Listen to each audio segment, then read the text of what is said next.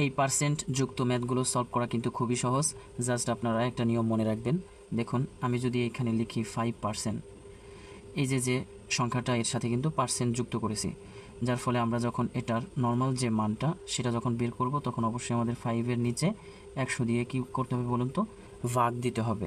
তাহলে আমরা কত পাবো দেখুন, এই 5কে আমরা 100 দিয়ে ভাগ করলে পাই 0.05। ঠিক আছে, সো জাস্ট এটা মনে রাখবেন, যদি কোনো সংখ্যার পরে পার্সেন্ট থাকে তাহলে ওই সংখ্যাকে অবশ্যই 100 দিয়ে কী করতে হবে বলুন তো, ভাগ করতে হবে।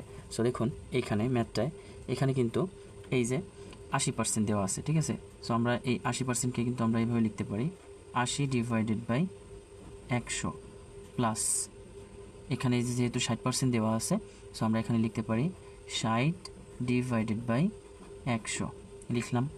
সো দেখুন এখন আমরা জাস্ট এখানে এই জিরোটা আর এই জিরোটা কেটে দিব, আর এই পাশের এই জিরোটা কেটে দিব। তাহলে আমরা এখানে পাই কত, 8 ডিভাইডেড বাই 10 প্লাস এখানে কত পাই, 6 ডিভাইডেড বাই 10 পেলাম। সো এখন আমাদের কাজ হচ্ছে এই যে নিচে 10 এই 10 সমান আছে, তাই না?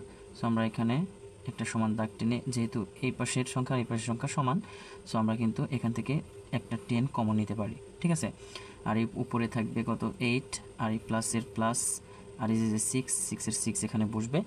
সো দেখুন এখন 8 আর 6 কত হয়, 8 আর 6 কত, 14 হয়, তাই না? ডিভাইডেড বাই কত, 10। সো যদি আমরা এই 14কে 10 দিয়ে ভাগ দিই তাহলে আমাদের আনসার হবে 1.4। এটি হচ্ছে আমাদের কাঙ্ক্ষিত আনসার। ঠিক আছে, সো এই ম্যাথগুলো কিন্তু খুবই সহজ যদি আপনি নিয়মটা সঠিকভাবে জানেন।